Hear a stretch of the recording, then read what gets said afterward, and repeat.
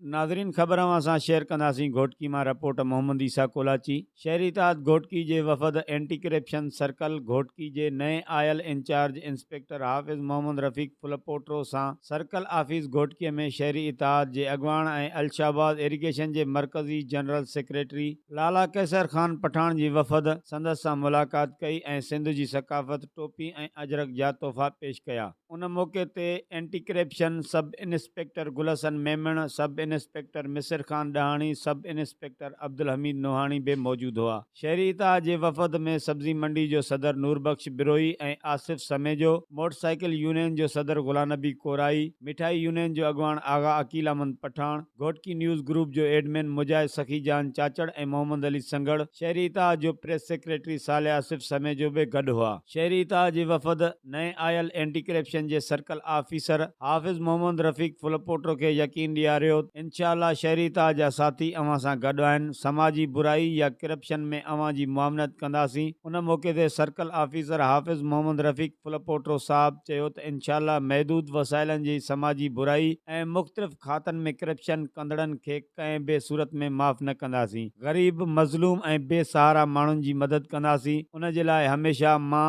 ऐं मुंहिंजी टीम हर वक़्तु मौजूदु आहिनि। अवां जहिड़नि सोशल ऐं समाजी माण्हुनि सां मिली करे ख़ुशी थी आहे। अवां ऐं असां गॾिजी करे ग़रीब माण्हुनि जी मदद कंदासीं।